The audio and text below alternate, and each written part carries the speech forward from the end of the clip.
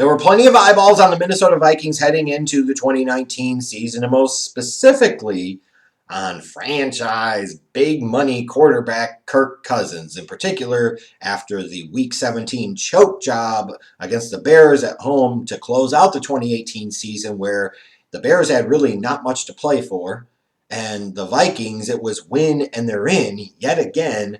In a big time, big money situation, Kirk Cousins failed to deliver.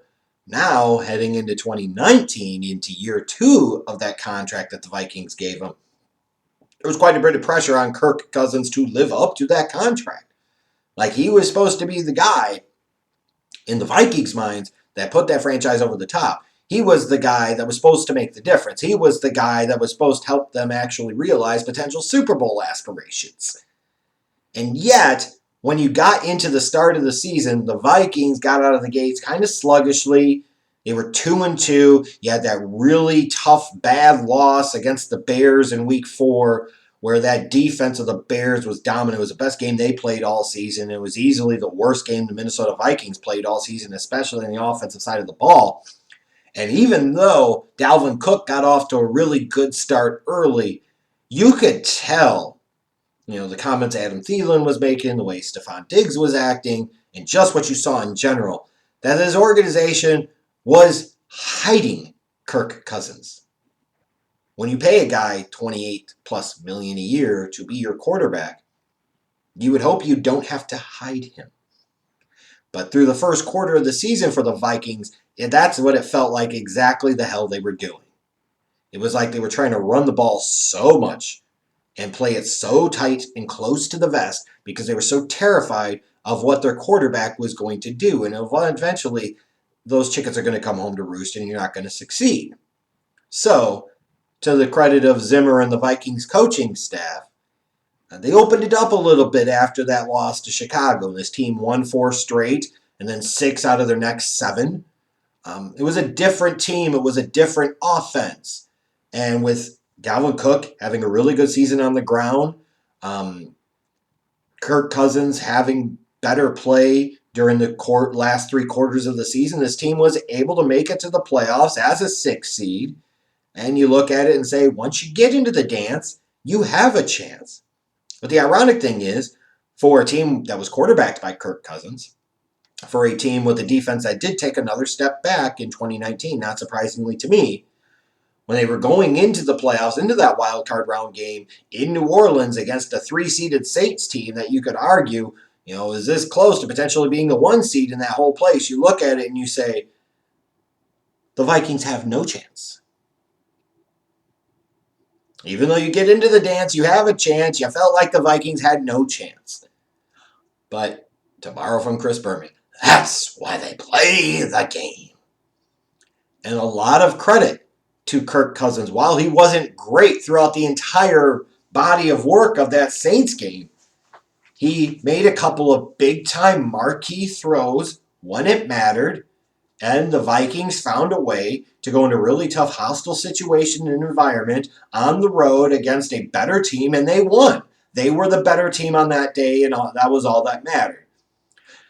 Which was unfortunate because then you go on to the divisional round, and you just had a feeling there's no way for the second straight week this Vikings team is good enough to be able to keep up with another really good team, in this case the 49ers, and they weren't. And they got run out of Santa Clara. They got run out of the Field of Dreams. They didn't really have a chance, and their season ultimately came to an end.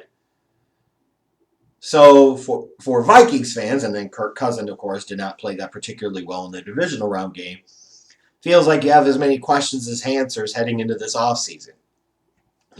Stephon Diggs clearly was showing some frustration when you got into the playoff game against the Saints in particular.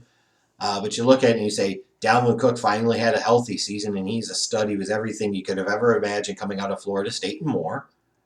You didn't get as much out of Thielen as you've gotten before. Didn't get as much out of Diggs as you've gotten before. You've invested a lot in the offensive line, but ultimately the offense isn't at the level that you feel like it should be. And you still have enough moments with Kirk Cousins that scratches your head, makes you want to pull your hair out. Or in this case, you don't have him here because you look like cancer patient Kate, according to everybody. You look at it and you say, okay, what in the hell does this mean? And what's next for the Vikings? And that's a great question because heading into this offseason, they're over the salary cap. We've got some decisions to make in terms of contracts, whether they cut guys or they restructure them. Xavier Rhodes, former first round pick, was not good this year. He was bad, carrying an $8.1 million cap hit. Are you going to keep him or are you going to get rid of him? You would think that you would get rid of him. Riley Reef, guy you paid big money to a couple of years ago. You release him, you could save almost $9 million on the cap. If not, are you going to rework his deal? Harrison Smith, guy that's been a bedrock of that defense for almost a decade since he was taken in the first round out of Notre Dame in 2012. What are you going to do with him? If you did cut him, that would save almost $9 million of cap space. But you look at it and you say, do you really think they're going to cut Harrison Smith? They're going to have to rework his deal. Linval Joseph's got over $10 million worth of a cap hit. Like the bottom line is the Vikings are in this really bad spot where they don't have cap space. They're up against it. They have needs. They're only getting so much out of the quarterback that they've invested a lot of their salary cap space into. And they've got to worry about some of their free agents, notably Everson Griffin and Trey Waynes and Sendejo and Anthony Harris, Rashad Hill. What are you going to do with these guys? So the Vikings are going to have some very tough choices and some very difficult decisions to make in this offseason because you can't pay everybody, you can't keep everybody.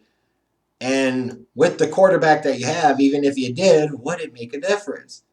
But you're not going to be able to get better at the quarterback position either. You've unfortunately just got to kind of ride out the string, at least during the last year of Cousins' deal. You got to hope to God that in 2020 he can figure it out. Because even when you look at the way they're positioned in the draft, you're picking 25th overall in the first round. How much help are you really going to get there? Realistically, you've got no assortment of additional draft pick capital or anything like that. And I would say you've got plenty of needs. And most notably on the defensive side of the ball. Like when you talk about Kirk Cousins, we talk about the offense, and we talk about Kirk's shortcomings and not showing up sometimes in big games and in other games he did this year. The reality is, though, that defense took another step back, and they're not getting any better. For a team that viewed Kirk Cousins as a guy that would put them over the hump, even if he was that level of guy, it would be the defense that ultimately would hold them back, and as a result, they have to get better there.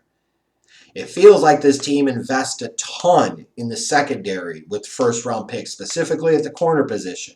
You would say over the years, Xavier Rhodes, Trey Waynes, first-round picks. Mackenzie Alexander, second-round pick. Hughes, first-round pick. Like they've invested a lot, and it still feels like it's a big need for them because Xavier Rhodes was getting torched last year, and they're going to have to replace him.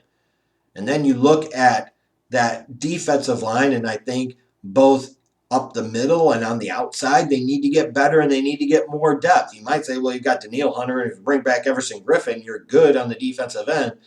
But it's not against the law to have a third quality edge rusher, just saying. And they certainly, I feel like, could use an impact player up the middle of that defense. And I would say they could also talk about the middle of that defense to use an upgrade at safety and a guy that could potentially step in and take over the mantle from Harrison Smith on the back end of that defense long term. Offensively, you could say they probably could use a little more investment on the offensive line. Sure, why not? Maybe another wide receiver. Maybe a guy that could step in and be a number 3 option and then potentially replace Diggs if you ultimately move on from him. But it's kind of crazy. The Vikings are in this spot where they've dove in on their quarterback, and they got one more year of him at least. They have no cap space. They got a bunch of guys that got to make decisions on. And the bedrock of that team under Zimmer for several years was their defense carried them, but their offense let them down. Now you're looking at it and say they're at this weird spot where the defense is starting to let them down as much, if not more so, than the offense did.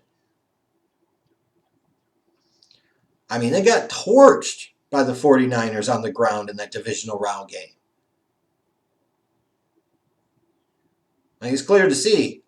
It's always easy to focus on the quarterback, is my point. It is always easy to focus on a guy, especially like Kirk Cousins, who's gotten plenty of heat over the years. Sometimes deservedly so, for sure. But it takes more than one guy to win a championship. And yes, unfortunately, sometimes for quarterbacks, they get all of the credit and none of the blame. And in some cases, they get none of the credit and all of the blame, like a Cousins does. But the reality is, The Vikings are at this weird crossroads, and 2020 is going to be a make it or break it year for them. There is no question about it.